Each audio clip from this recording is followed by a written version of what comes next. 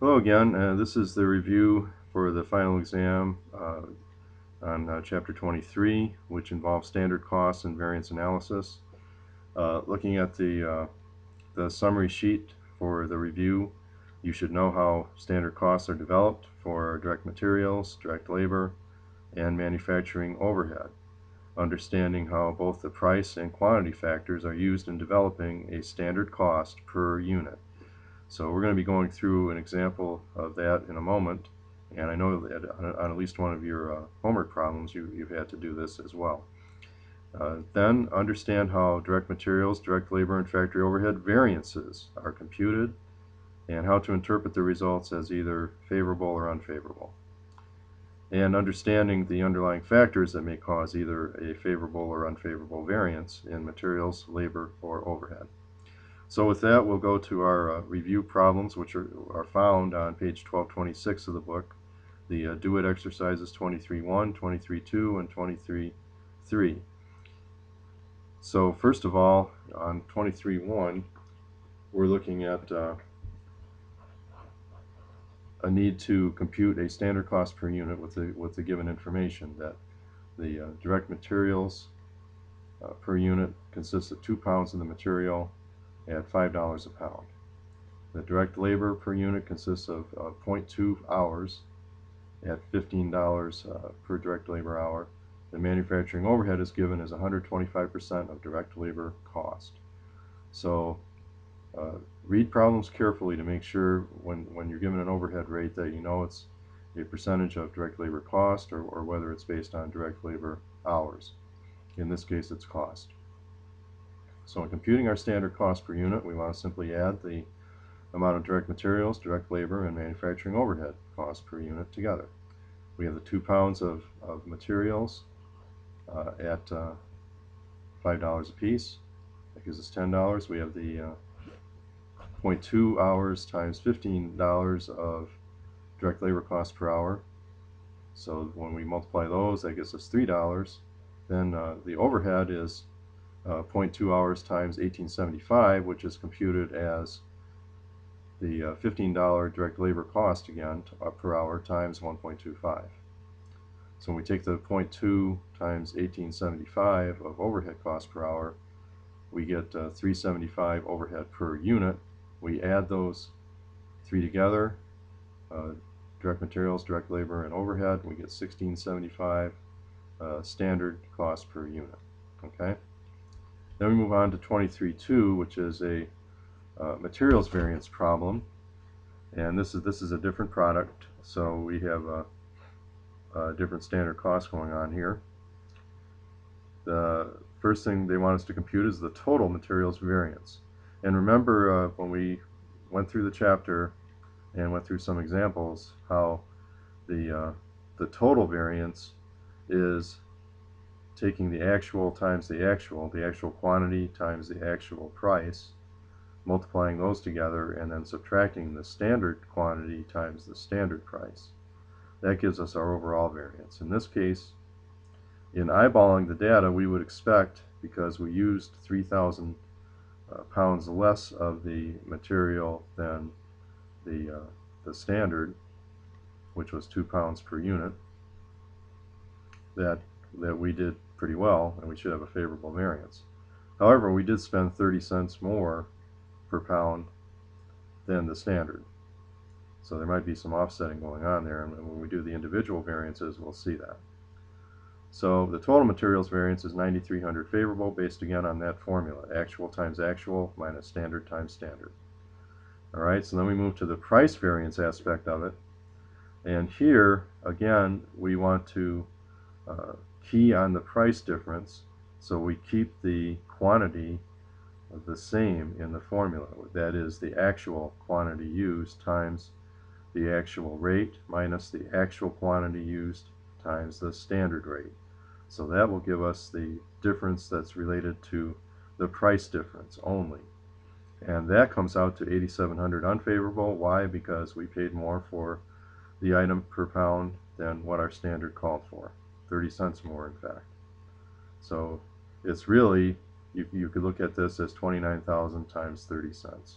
That gives us our 8,700 unfavorable there. quantity variance. Now here again, this time we want to focus on the quantity difference and key in on that and leave the standard, the price constant at the standard level. So we're taking the actual quantity times the standard price and then subtracting the standard quantity times the standard price again. So that gives us a negative 3,000 in quantity. In other words, we use 3,000 less than the standard called for, times our standard price gives us an 18,000 favorable variance. Even though it's a negative number, when we compute it, it's favorable because we use less actual than the standard called for. So the standard, being akin to a budget. So we have an 18,000 favorable quantity variance because we use so much less than we thought we would. But we have an 8,700 unfavorable price variance because we paid more for that good material than the standard. But when we take those against each other, we get the overall 9,300 favorable variance, which is a good thing. Okay, so that's direct materials. Now,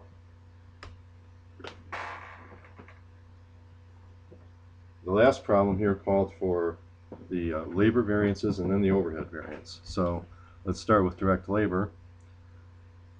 And again, we want to compute the total labor variance, which again is going to be the formula of actuals times actuals, in this case 4,100 times 1430, minus standard times standard, which is 3,800 times 14. Well, where do we get the 3,800? Well, they told us that it was going to take 1.9 hours per unit. So again, this is a different problem, so it's not using the same data as the previous ones did. We had 2,000 units that were produced. We're going to take 1.9 hours per unit. That's the standard. So our standard labor time is 3,800 hours. In reality, we used 4,100 hours, and we also spent more per hour for that. So we would expect by eyeballing this information, we're going to have unfavorable variances. And when we compute this total labor variance, we see that is the case. It comes out to 5,430 unfavorable. And I'd encourage you to go back and recompute these on your own. Now going to the labor price variance, again we want to key on the price differential, or the labor cost per hour. So we had the 4,100 hours actual, and that's what we want to use as far as the quantity in both parts of the equation, or both parts of the formula.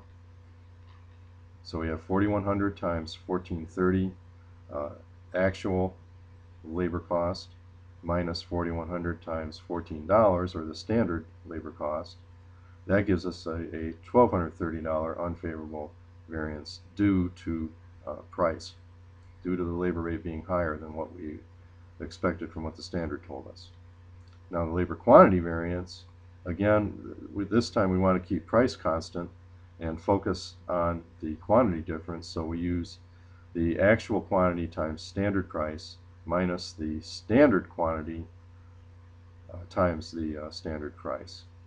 And when we do that, we get basically 300 hours times $14, or 4,200 unfavorable variance. And again, when we add those two together, the quantity variance and the price variance, we're going to get that total labor variance of 5,430. Again, I'd encourage you to go through and recalculate these on your own to make sure that you understand the right answers. Now we go to the total overhead variance, which is the last piece of this problem. We had actual overhead of 81,300. So the question is, well, what overhead should we have experienced based on what was produced? Okay, so in this case, again, we had 2,000 units. The standard was 1.9 hours per unit, so that's 3,800 hours. And we were told that the predetermined overhead rate was $22 per labor hour. So we simply take that 3,800 standard hours that should have been incurred times the $22 per hour predetermined overhead rate, and that gives us our 83,600 for comparison. So that is basically the standard overhead costs we should have expected to incur based on that level of production. We only incurred 81,300. Therefore, we have a favorable variance, overhead variance of 22. That should be 2230. Can I read my own writing here? 2300. Yes, that's right. 2300. It's 83,600 minus 81,300. 2300 favorable variance. All right. So again, any questions that you have on anything else in this problem or in the chapter, get involved in the discussion board. Send me an email if you need to, and we'll talk about it.